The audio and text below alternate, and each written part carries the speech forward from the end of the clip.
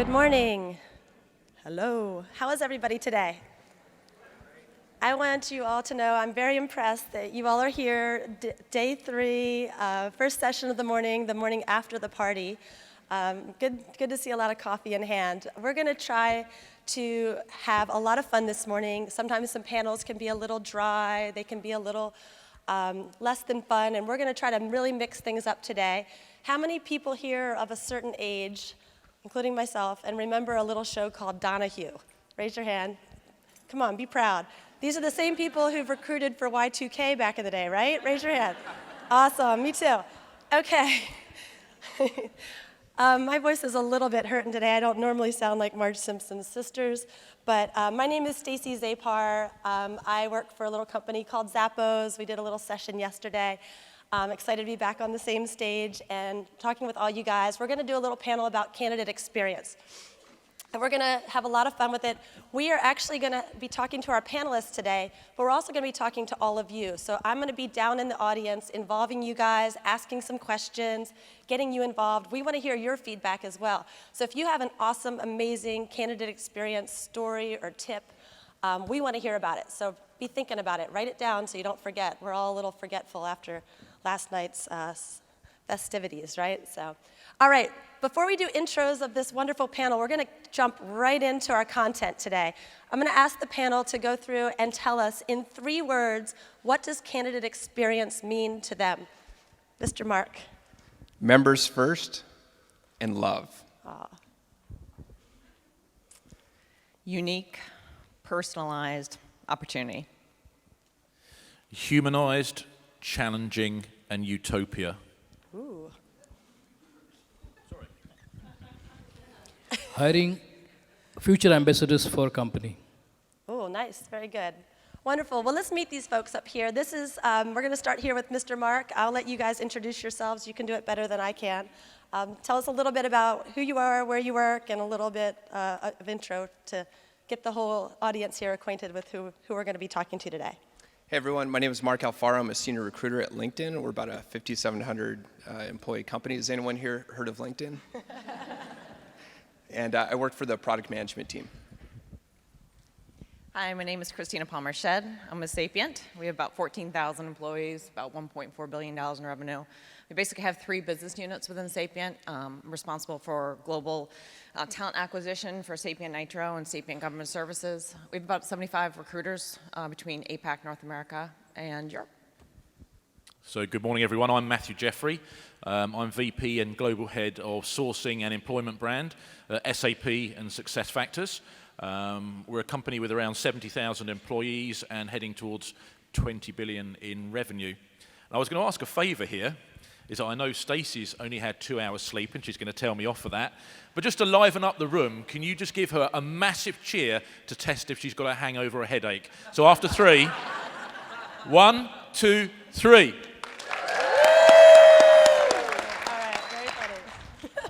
Hi everyone. I love you. I'm Anil Gid. I am VP and Head of Talent Acquisition and Resourcing for Capgemini India.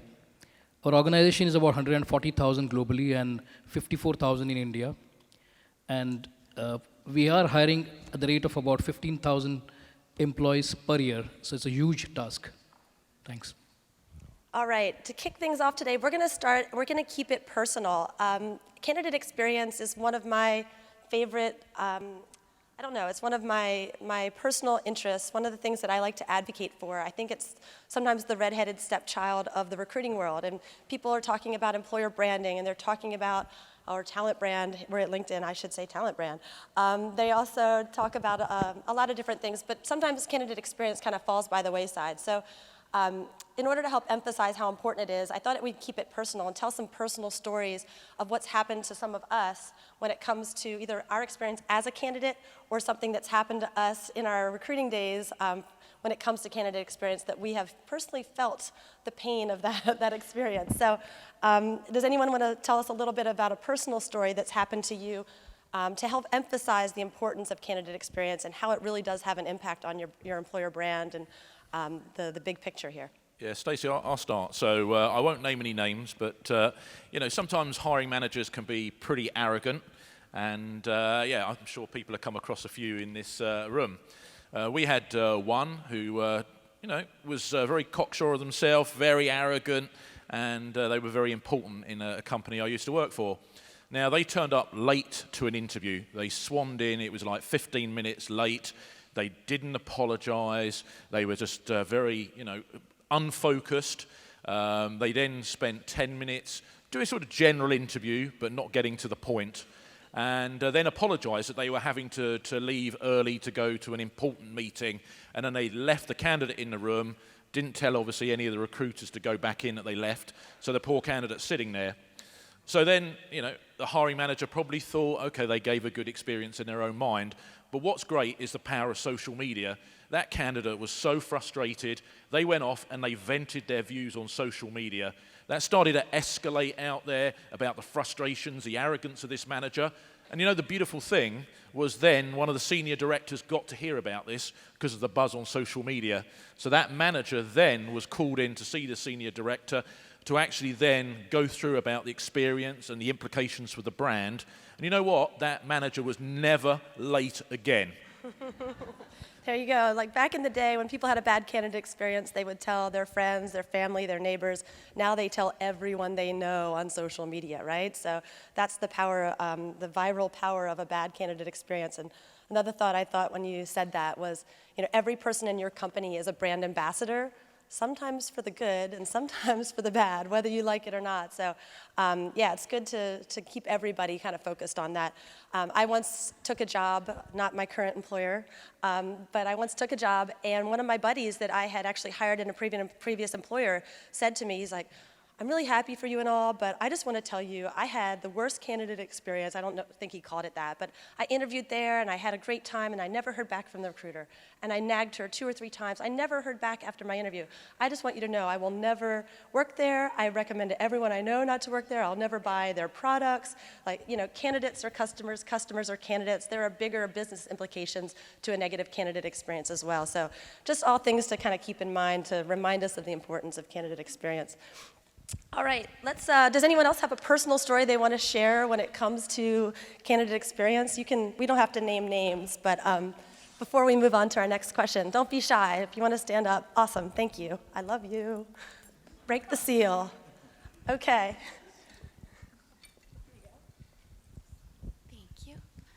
So my experience was going to a really large organization. I was super excited and had gone through probably about 4 or 5 interviews, and was really on edge waiting to see if I got the job. Didn't hear anything, but then I got an email telling me that I was not successful.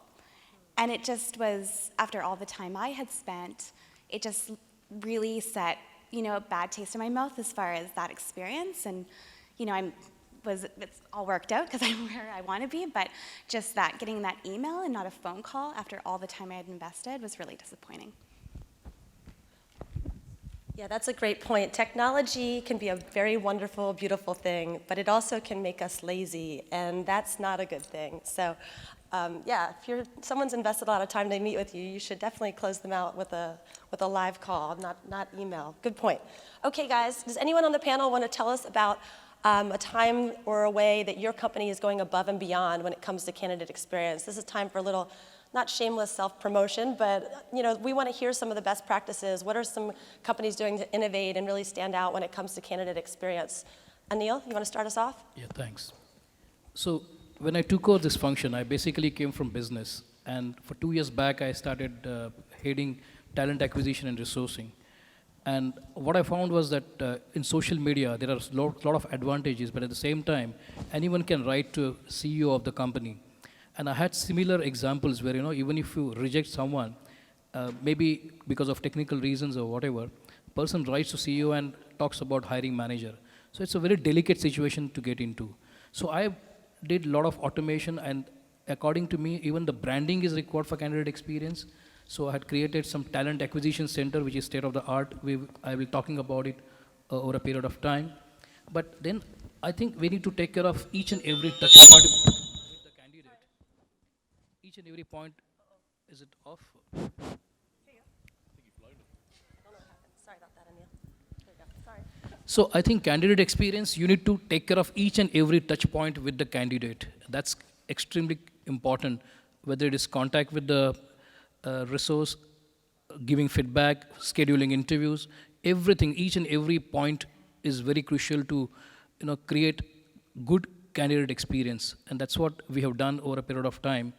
And in India, we have unique problem where, if you release 100 offers, only 75 to 80 resources will join because there are options available.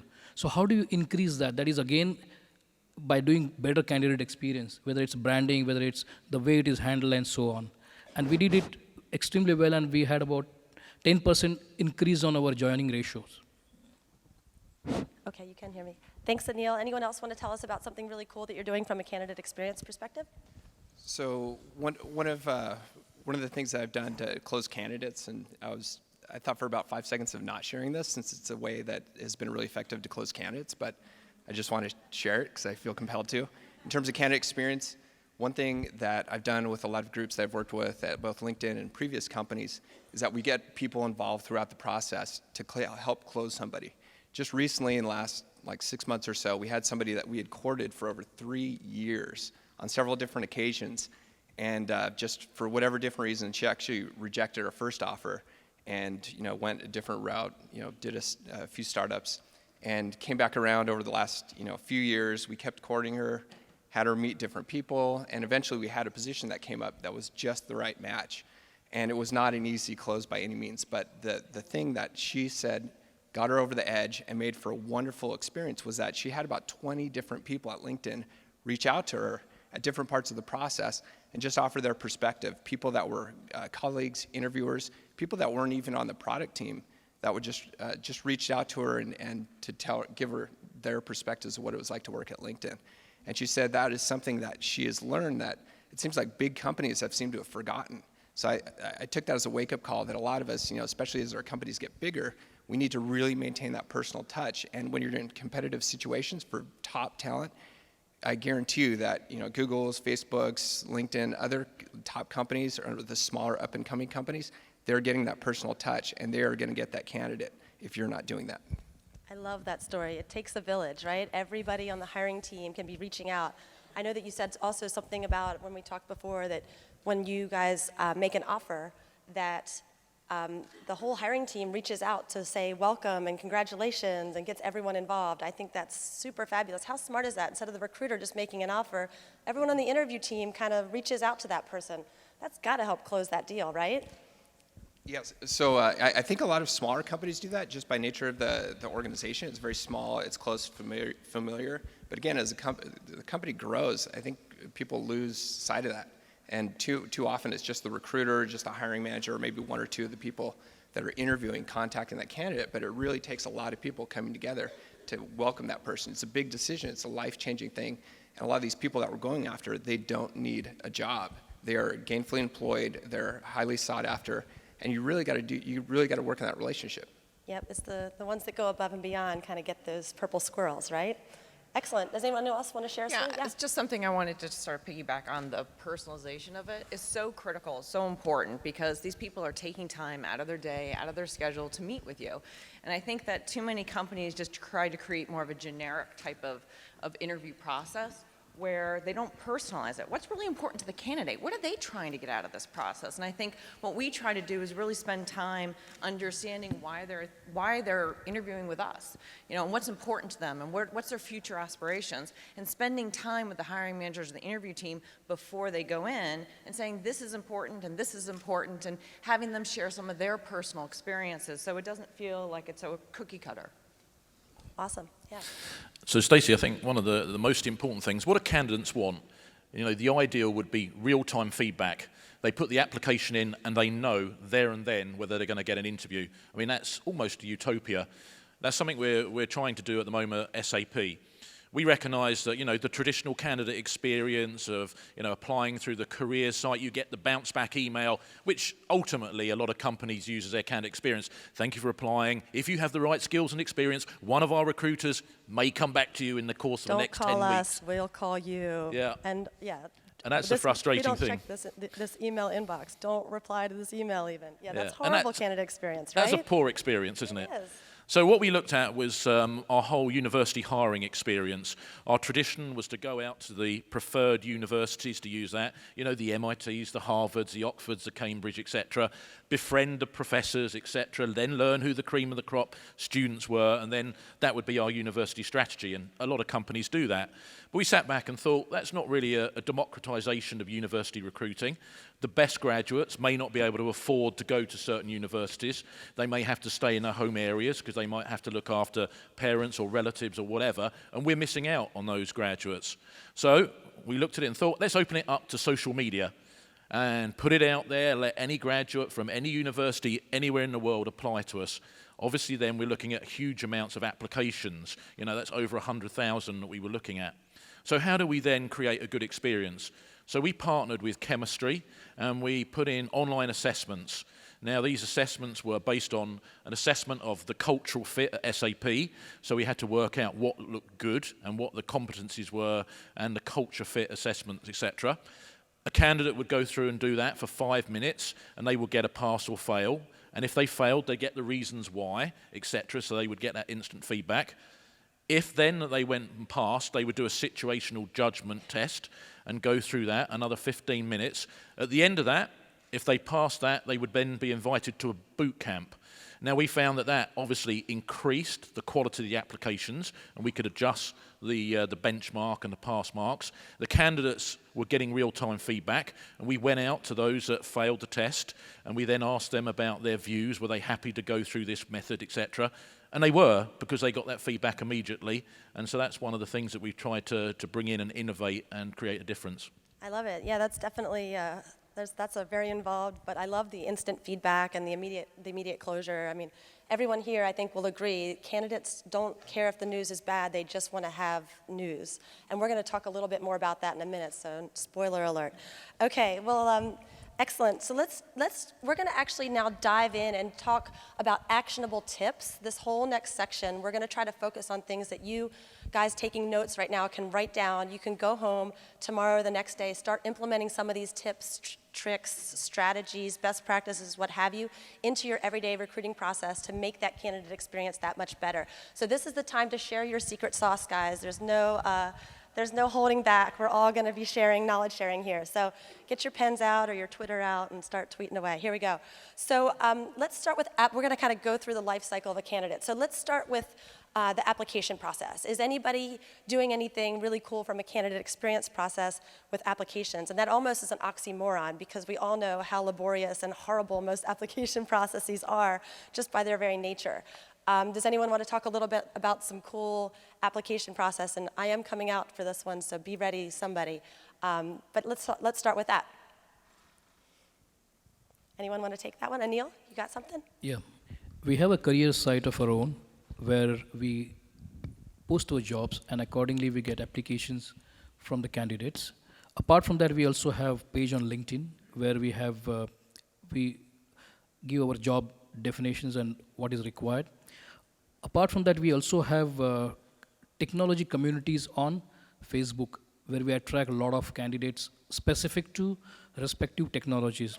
And then those resumes are uploaded on our database, and accordingly our sources, they identify right resources, and then the process starts. One more thing I wanted to just touch upon a point in terms of candidate experience, that we need to have a different strategy and the process for different levels of candidate. It starts with campus graduate, B school graduates, lateral hires, and leadership. You can't use same process, same strategy for handling that entire process. That's what we feel. Great. Yeah, I would say that the first thing to recognize is the application process is generally laborious. Is that even when I look at SAPs, when you actually go through some of them, there's a lot of screens to go through. So the key thing is that we recognize, let's set up a talent community. So we have a product called RMK, which is sold by SuccessFactors, and that means a candidate can go in and they just enter their details in 30 seconds, join our talent community, and then they can register and get job alerts flash up for when the right job comes through.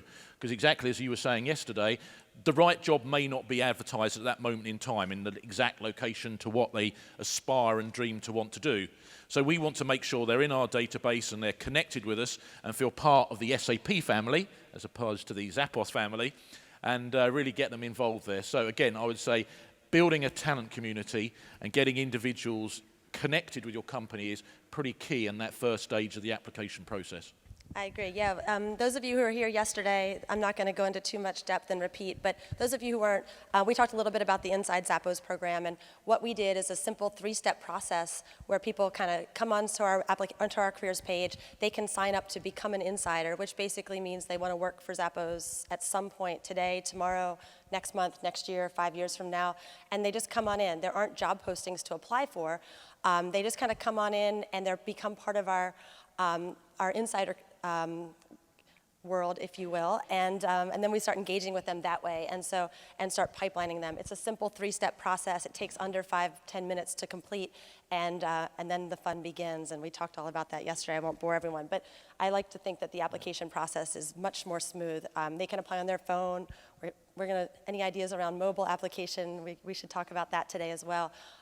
They can apply with their LinkedIn profile, et cetera. And they don't apply, sorry, they can sign up and join, I should say. And I think you touched on a key thing there, and I think it's good to, let's get the audience involved here. How many in the audience, your companies have mobile-enabled career sites? Could you raise your hand?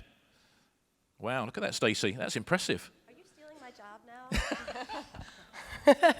No, that's good. Does anyone want to share a cool application story about how you've made the application process simpler, easier, more, oh gosh, all the way over there. Here I come. Sorry, I picked the wrong file. But yeah, the application process, it's horrible to see. We have paste your resume in, attach your resume. We need a text version. We need a Word version. We need fill out all the fields anyway, even though we already got your name, your address, your zip code. So yeah, anything we can do to streamline that process would be awesome.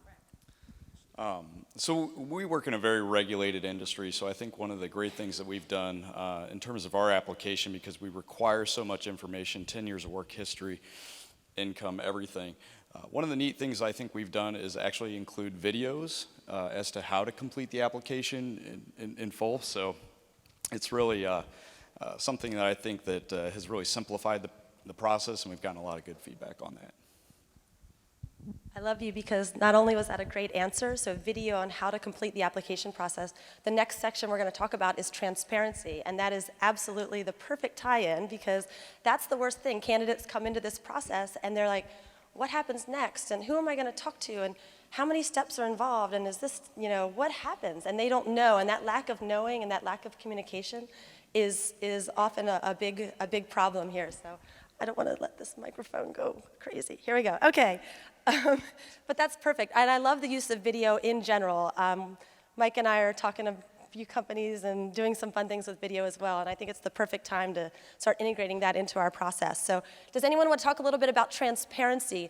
When people apply to your company or start the interview process, what are you doing to help them feel like they know exactly what to expect every step of the way, how long it's going to take, what are the steps, who are they going to meet with, when are they going to know, et cetera, et cetera. Does anyone on the panel want to start us off there?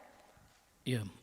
As I mentioned earlier, we have created Talent Acquisition Center where we have a process mapped on the walls where when the candidate walks in for an interview, the process is there and we explain the process at the beginning of any interview. And this is what you can expect.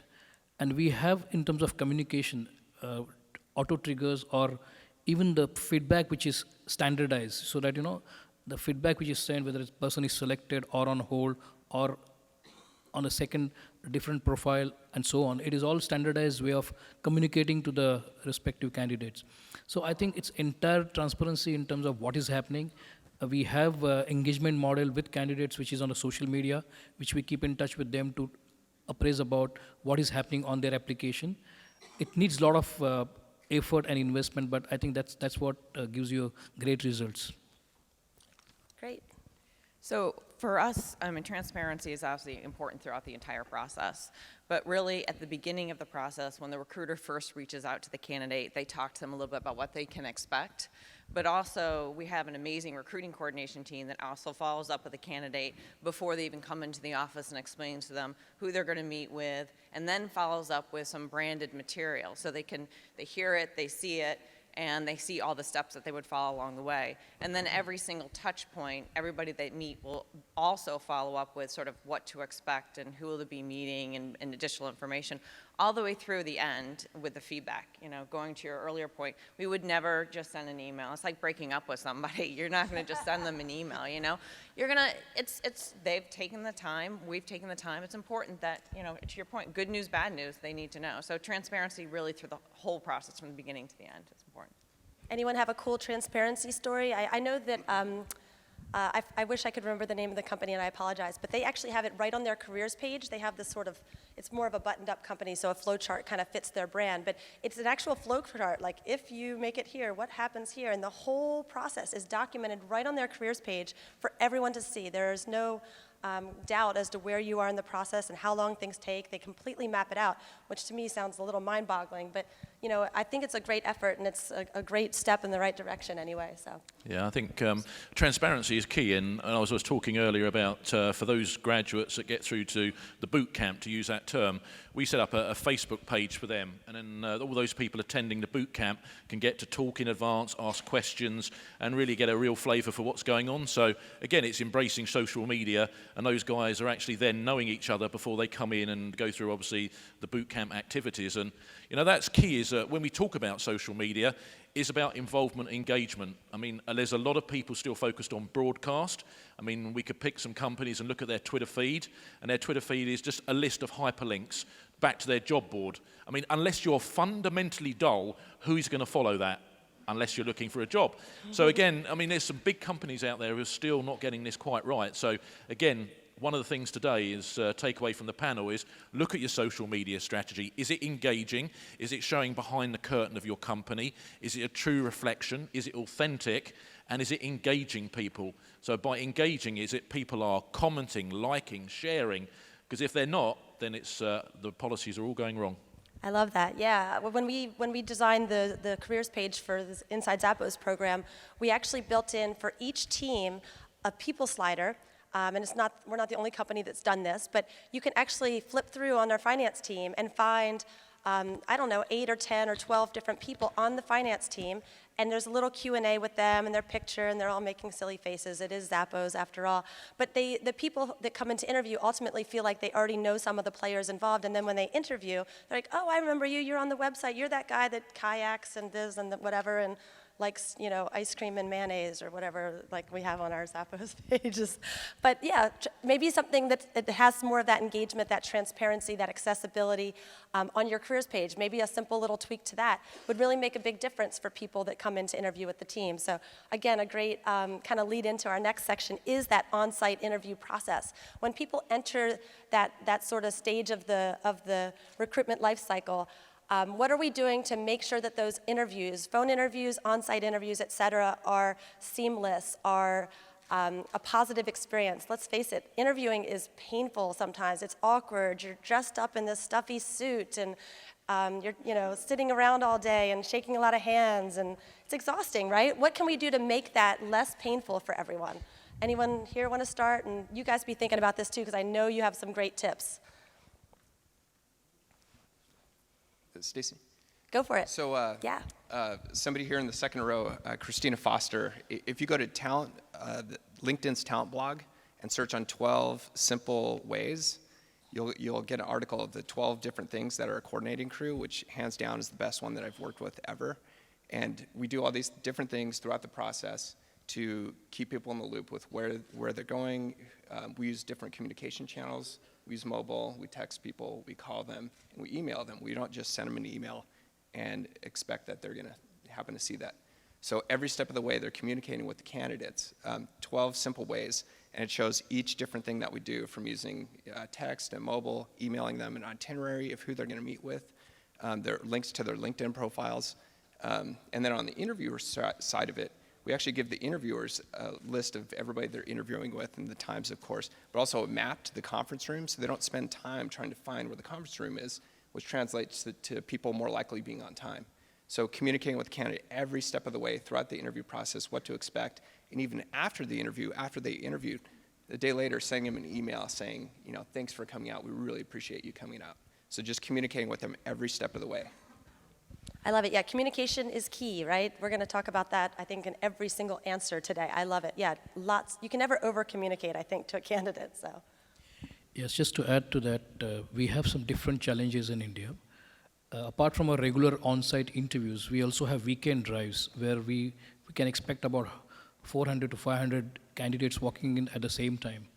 So how do we take care of candidate experience then? Because it's very difficult to manage that. So first of all, what we have done is for recruiters, we have identified, we have done their LinkedIn profiles. So all candidates, when they enter, they know whom they are going to talk to, who's going to take their case forward and keep them updated. So already the handshake is done. Apart from that, we also have diversity and inclusivity drives where we have we greet candidates at the right time and get them in. We have separate lounges created for leadership and for lateral hires. So that makes a lot of importance because it is also one of the module which is required in candidate experience. So coming back to that, the process is clearly defined. Onboarding is also important. I would say onboarding is also part of candidate experience. So when they join, they know what they're getting into, what are the policies. It's sort of small induction when they enter. And that is so extremely critical for achieving good candidate experience. Great. Anyone else have a story? Yeah. Yeah, Stacey, I'm sitting here in one of those stuffy You just suits. stepped on Christina's toes. It's okay. Matthew. It's okay. I was just going to you mentioned recruiting coordination, and I think stage managing the process is so important when they get there, that someone's greeting them, someone's taking them through the process, someone giving them breaks.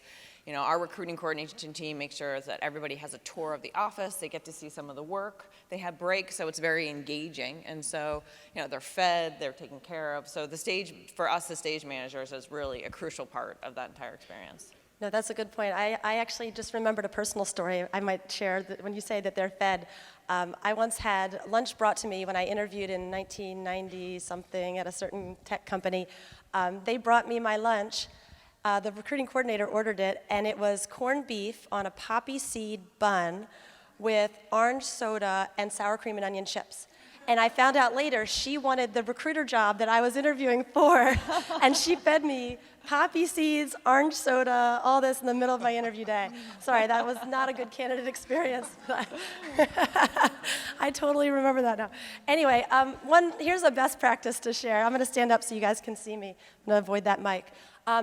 One thing that we do, and we actually totally ripped it off from LinkedIn, I will give credit where credit is due. When people come in to interview at Zappos, we give them an iPad, and it has all their interview panel, it has all the links to their LinkedIn profiles, yes, everyone they're going to be meeting with. It has, the shuttle information for their ride back to the airport. It gives them access to their email, all sorts of things. So they have access to everything that they need throughout the day. Another thing that we do is we have the person that has talked to them all throughout the process, their recruiter or the recruiting coordinator, greet them at the beginning of the day, give them a little tour of the Zappos office, then they do their interview, and at the end, that same person wraps up so that they feel like they have that familiar face. They ask them, they check in throughout the day, that point person, sort of the stage manager kind of concept that you were talking about, if I'm understanding that correctly. And last but not least, I want you guys to all write this one down. This one's a very actionable tip. This one's a hat tip to Jerry Crispin. Does anyone know Jerry? Raise your hand. We can't have a conversation around candidate experience and not talk about Jerry Crispin, who, as you may know, runs the Candidate Experience Awards, the Candies, right? I had lunch with him here in San Francisco a few months ago, and he told me the number one thing that they have learned from their polling of thousands and thousands and thousands of candidates is the best thing that you can do to ensure a positive candidate experience is ask this one question at the end. Ready? You don't ask them, oh, do you have any more questions? We all ask that, and that's good. Or do you have any questions for us, et cetera? That's good, but here's the one they really want. Is there anything that you didn't get a chance to tell me today that you think would be helpful for me to know? The worst thing is when a candidate leaves an interview and they're like, I didn't get to tell them about my award or that awesome project I worked on or that time that I got that promotion. And there was this really awesome story I wanted to tell them, and the interview ended, and I never got it out. Even if they don't get the job, they will walk away more satisfied if they feel like they gave it their best shot and they had their best chance to shine.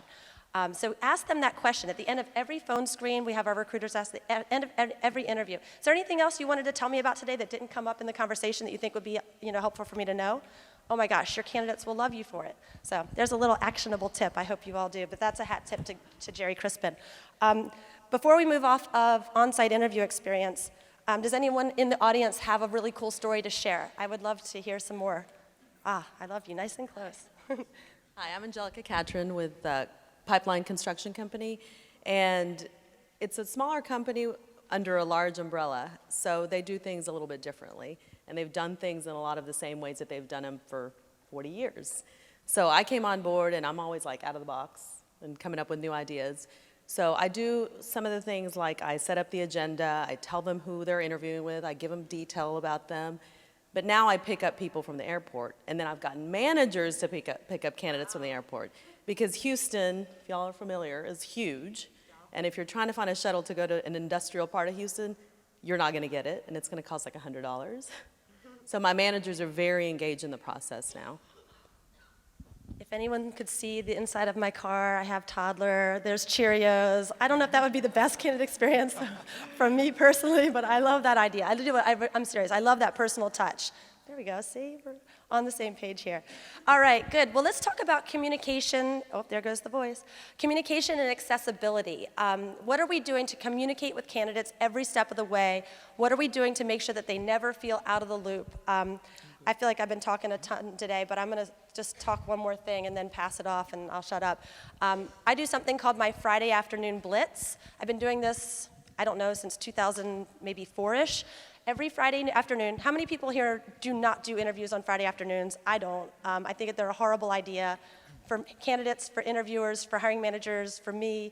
Like by the time it's Friday afternoon, you're done. So I use that time for my catch-up. And I reach out to every single person in my pipeline every Friday afternoon just to give them an update before they go into the weekend. So anyone who hasn't heard from me that week gets an update on Friday afternoon. Even if the news is, hey, there's no news right now, but don't worry, we haven't forgotten about you. The hiring team's meeting next week. There's one last person to interview. Whatever the news is, I would go through. My husband would know way back when not to wait for dinner for me. Sometimes I would stay till 6 or 7 at night, but I do not let my candidates go into the weekend not knowing what's going on. How many of you have been candidates and gone into the weekend, and it's grueling to I thought I'd hear back by Friday afternoon, right? So I spend those Friday afternoons when I can't be interviewing anyway, and I get everybody caught up. And I tell them, you will never go more than a week without hearing from me. And I know that that works because I have my Friday afternoon catch-all. So please do that. Spend your Friday afternoons giving everyone their little update, and they will love you for it. This is the number one thing that I personally hear back on about what people love most about the candidate, the interview process. You guys go now. I'll shut up. Okay, so as I mentioned earlier, we have auto-trigger communication, at the same time standardized way of communicating to candidates at each level. We also have a separate team to manage social media communication. That's extremely important because whether it's positive or negative communication, it has to be responded. So in terms of, because it is available for everyone to view, so this team manages the entire communication end-to-end for candidates as well as social media. Thank you. So one thing that, excuse me, one thing that I like to do with candidates is to, towards the end of the process, one thing that I think a lot of people don't do is give people feedback on how the interview went. And I heard this expression once. I think it's a really old saying. Faithful are the wounds of a friend, profuse are the kisses of an enemy.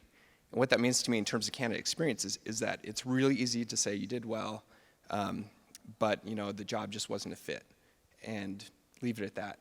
What's much harder and takes a lot more character and a lot more care and trying to inspire and transform other people is to give them constructive feedback, open and honest and constructive. That's one of our key values at LinkedIn, and that's one thing that I think really lends itself to an amazing candidate experience. Like Michael Balin and you yesterday were talking about how you had something like 30,654 applications last year. And out of that, you made like 350 hires. So that's over 30,000 people that you're rejecting. So how are those? We fixed that. We fixed that. No, oh yeah. So yeah, so Past they tense, fixed that. but yeah, that was what was broken, right? Yep, but the reality is that like the people we interview, a majority of them are not going to get a job. They're not going to get the job. So a majority of the people that interview with us, we're rejecting. So therefore, how we reject those people is going to have a profound impact on their candidate experience. And it's going to have a significant impact on our brand, good or bad, depending on how you give them that feedback. And it's something that's got to be done very delicately. If somebody, for example, is kind of a jerk, you can't just tell them you're a jerk, right? Maybe, there's some concerns about your ability to collaborate or, put in other ways that are, directly applicable to the job. And I probably have one person at least every week or two that tells me, Mark, thank you very much for giving me that feedback. I've never, ever gotten that from any company ever. So that tells me a lot of us are not doing this. I, for one, am guilty of it. I haven't done it many times. And it's something that now I really enjoy doing. I used to hate rejecting candidates. Now I really appreciate it because, just like Talent Connect, connect, inspire, transform.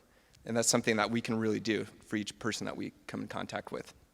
I think that's fabulous. Anytime you hear those words from a candidate's mouth, oh my gosh, no other recruiter has ever done that for me. You know you're on the right track. Thank you. Yeah, that's how you know. In fact, I'm going to share a story in a minute where I have one of those as well. But I think that means you're on the right track. Does anyone have any kind of communication, accessibility type? We're going to talk about closing people out and feedback in more detail in just a sec. But when it comes to the communication while they're in process, does anyone kind of have any best practice or any cool tips to share? Don't be shy. Not today. Oh, I see a hand. Raise it tall. I'm short. I'm not on stage. Okay, I'm coming. Stand up, please, and I'll find you. Oh, hi. Oh, we're going to have a couple. So communication, tell us about it. So something else that I do, I think a lot of us have open recs. I probably manage about 20 to 40 recs at once. I just don't have time to follow up with everybody when they need to. So during the candidate experience, I'll interview them and say, I'm going to do everything I can to make sure that before the weekend you have an update. But if you don't hear from me by noon, this is my cell phone number. Feel free to give me a call, send me a text message, email me. Don't wait for me to call you, but I also try to put the onus on them as well, especially if it's someone who is, really excited about our offer. So I think it's not for everyone, I understand that, but, I think sharing or giving a little bit more personal touch. And a lot of them will call me and say, hey, you said it's okay to call you. And at that point, I'm like, yes, it's on my radar. I have to make sure to get back to them. I'm totally stealing that one. I love that. I love that, right? Because the other method is so like, oh, we'll let you know how it turned out, right? That same don't call us, we'll call you. But to say, hey, you have the control to reach out to me if I haven't gotten back to you. And things do slip through the cracks, and we are busy, and Fridays are horrible in recruiting. But yeah, that's awesome. I'm totally stealing that one, and someone should tweet that out. I think that's a great tip. Thank you for sharing that. There was one other one back here.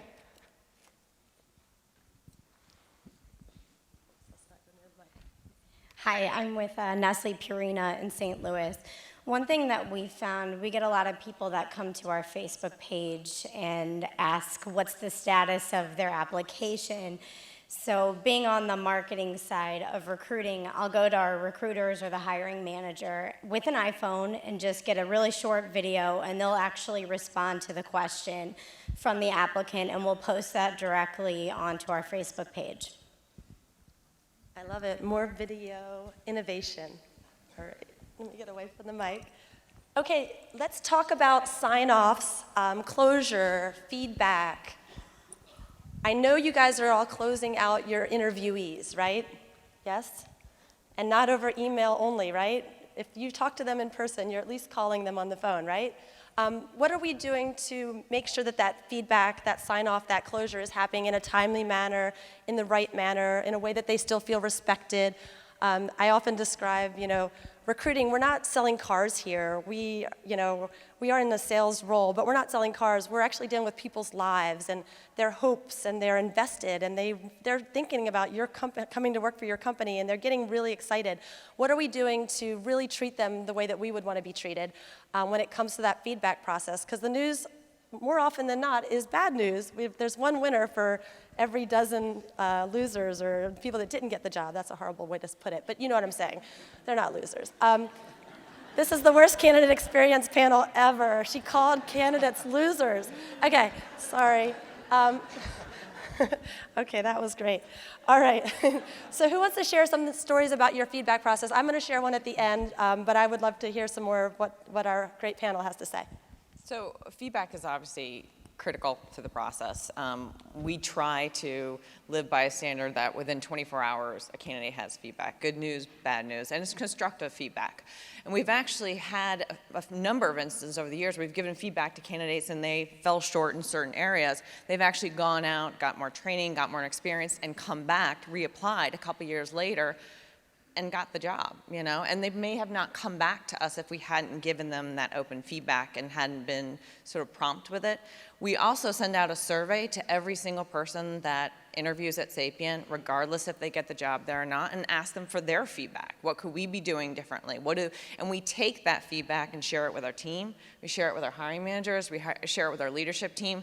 And we try to, you know, take some of those suggestions and ideas. So that's been very helpful for us. I love it. That's great. Anyone else? So I think, how many people in the audience do surveys of candidates after they interview to see how their process went? Okay, a lot of people. Okay, so that's nothing new necessarily.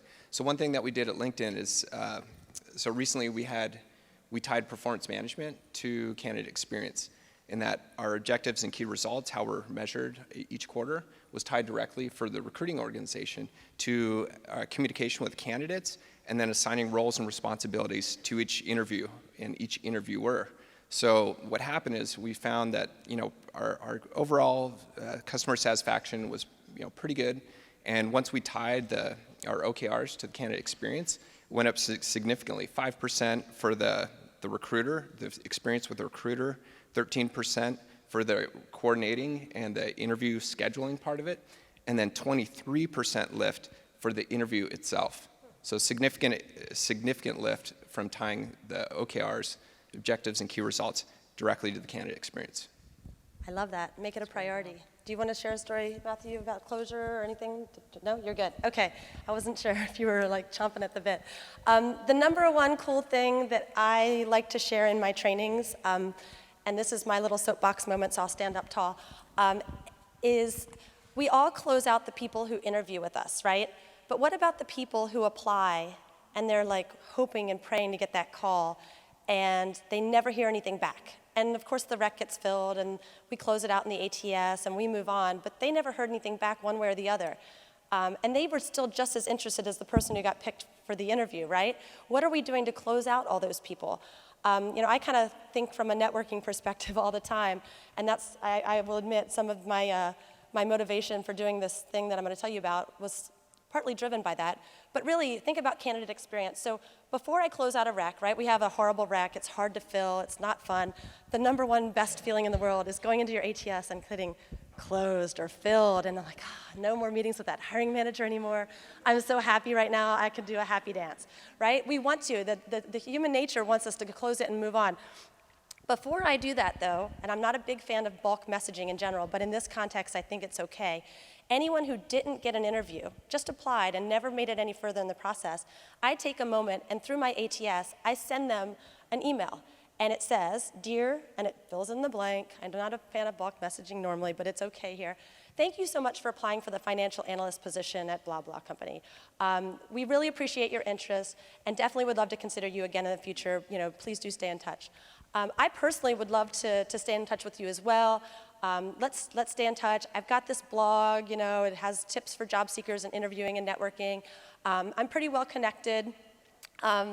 And I know some folks here in town or in our industry. If you see a position at another company and you want me to introduce you to one of the recruiters or hiring managers there, just reach out. I'm happy to introduce you. First off, you just blew their mind. You pulled that miracle on 34th Street, like, oh, we don't have the toy here at Macy's, but if you go down to Gimbel's, they have it. Those people will love you forever just for offering to help them get a job anywhere, right? That's what we do. We're recruiters. We're connected to people. So anyway, in my sign-off email, I say, thanks so much. I offer to help them network, either at my company or somewhere else. thanks so much, let's stay in touch. And I sign it with my name, my real email. You know, you don't have to put your phone number if you don't want. But I close them out with a real person, not the recruiting team at Acme Company, you did not get the job. It's a lot more personal than that. And I will often get quite a few invitations to connect. I'll often get thank you letters. I meet people at networking events every day still. They're like, Stacy, you don't remember me, but I applied to this job at your company like 10 years ago, and I didn't get the job, but you sent me this really nice email, and you introduced me to this company. I still work there now. Like, I got the job because of you. Thank you so much. Like, people will remember you forever if you do that. It's a great way to pay it forward. So, and you also are not just flushing people back into the database, you're starting that relationship building that's really key in this recruiting environment. So think about the non-interviewees and giving them a little closure too. That's my favorite tip to share when it comes to candidate experience. Okay, and last but not least, we're gonna talk about the end of the process. Once the rec is closed, what have you, what are we doing to give candidates a voice? And you guys have talked a little bit about surveying. Does anyone else want to share kind of what you're doing from a, the perspective of letting candidates be heard and what they like, they don't like, surveys, what have you? Is there anything else you want to share from that perspective? Of course, the Candidate Experience Awards, I don't work for them, I don't get paid by them, I'm not on their board or anything. I do think that they're pretty, they're doing some cool things. You should check it out if you're in a company. How many people here participate in the Candidate Experience Awards? Your company. Raise them tall. Let's see. I can't really see too many hands. Check them out. It's a great organization, and they care about this cause a lot. Anyone else want to talk about how you give candidates a voice? Yeah, I mean, there's other tools out there, Sorry. of course. I mean, how many of you look at and watch your feedback on Glassdoor? If you raise your hands. So yeah, that's obviously a key one there. I mean, for us at SAP, we watch it very, very closely, but more in the Americas. Europe and APJ, I think they need to find more of a footing there to give us good qualitative data, but Glassdoor is obviously one way. Yeah, the employer brand is a big part of this, right? Candidate experience is an integral part of your employer brand. Absolutely. Anyone else here or out there want to talk a little bit about how are you gathering feedback from candidates or interviewees or what have you about how the process went or what they liked or didn't like or would recommend or giving them a voice? Anyone here want to share? I'll come down. If not, we're going to open it up to Q&A. Thank you guys, you've been awesome so far. Let's open it up for Q&A. Thank you to this panel, yeah.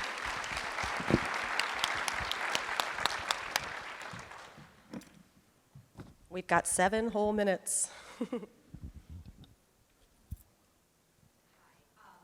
name is Jenny.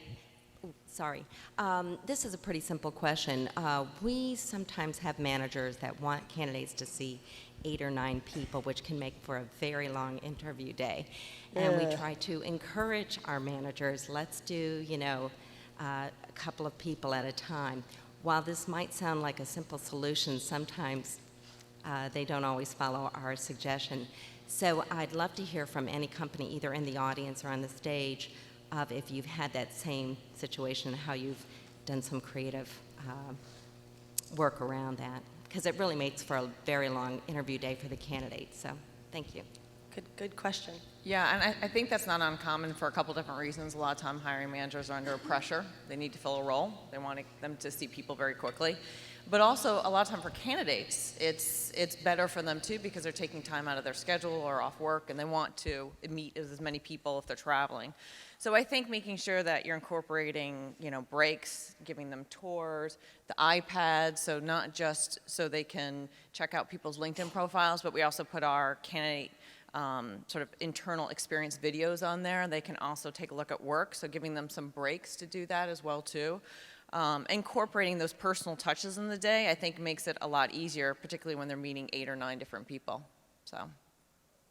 And I think it's key that the recruiter plays a key part in mapping out exactly who's going to ask what, because there is nothing worse than obviously going into a number of hours interview and you get the same questions in each interview.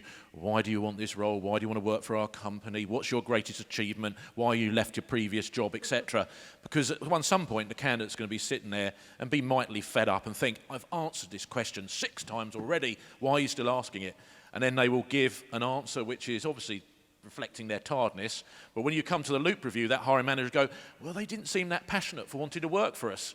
So again, it's key that we structure that day and get people asking different questions and focusing on different things. That's good. A little overlap is good to maintain, to check for consistency of answers and what have you. But yeah, that total redundancy, that would totally drain everyone's energy in an already draining process. So yeah, definitely coordinate with your hiring team beforehand.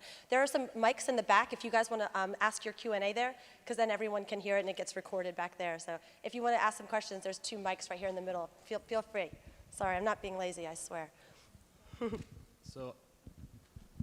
So I have a question about, we do a lot of campus recruiting, and a lot of times we'll have candidates that are, I guess we could say we put them on hold because they're not really, we still have a few campuses to go to maybe, we're not sure if we want to offer them or not, or whether we're going to regret them because they're kind of on the fence. What kind of communications are companies using for that type of communication?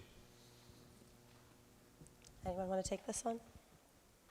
Well, it goes back to transparency. You know, they know what the process is going to be from the very beginning, and that they may not have an answer at the, a week after they interviewed, and that you're visiting a number of campuses, and this is the process that your company goes through. And there's someone like the Friday afternoon blitz that's keeping in contact with them and keeping them warm. I think that you can really sort of overcome that as long as you're clear on what the process is going to be and what the timeline is going to be. So. Awesome. Next question. Hi, thank you. My name is Annie Kurgel, and I'm the Director of Talent for an organization called Building Excellent Schools. So for us, mission is really important. We're working with low-income schools across the country to do school leadership training. And so my question's around rejecting people around mission fit. We've done a lot of work to improve the candidate experience and really be clear on the outset of what we believe in, what our approach is. And we still have people every year that, even though we're really like, this is who we are, come in and apply, and they like totally think we're something else. And so I'm wondering how we can reject people and how we say kind of you're not the right mission fit without kind of, that's so personal to who they are, kind of without attacking that, but still making it really clear, this isn't because you're not smart, it's not because you don't have great ideas, it's just because we're not the right fit for what you want to do.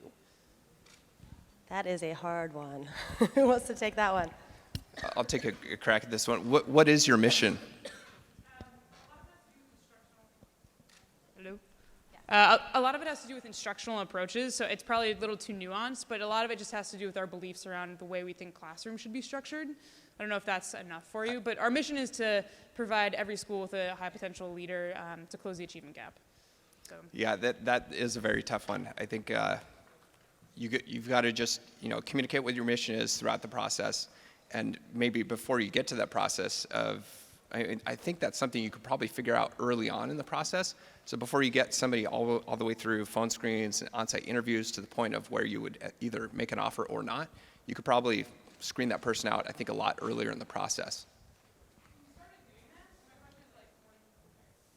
We started doing that, so my question's more of like, when we know up front we've had no touches with them, but right away we know they're not mission aligned, is there a way to communicate with that with them so they know that's the reason why they're not moving forward? Is it enough just to say, like, you're not a mission fit, so therefore you're not moving forward? Yeah, I think so. A way that I communicate it, I don't know if this is the right way. If anybody has a different perspective, including from the audience, I think we just don't feel like it's a great fit. I think when you communicate in feelings, and this is kind of a more intangible, qualitative type of thing when you're talking about mission and vision, strategy, those kind of things. If you say just the interviewers didn't feel like it was a really good fit, or some of the interviewers didn't feel like it was a good fit, you can't really argue with some of these feelings. And I know that's kind of fuzzy, but that's kind of a fuzzy thing.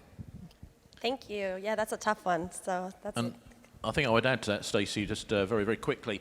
I think the key thing is that when you look at your candidate experience strategy, is to go back to your whole recruitment strategy. And the key thing is that are you attracting the best quality talent? So that means if you're using lots of job boards, post and praying everywhere, you're going to add more trouble to your candidate experience because you're not going to be actually able to respond to those people in the way that they expect. So the key thing is looking again at the whole strategy of going direct. What is your sourcing team doing? How are they mapping the market? Are they organogramming? Are they getting out to that top talent? And then moving away from the job boards and the post and pray. So I know that's something you're trying to do. Great. Well, guys, those of you who still have questions, we don't want to forget about you. I'm very sorry, but come up front and we'll talk to you. We're unfortunately out of time. Thank you all for coming today. This is great. Thank you for contributing.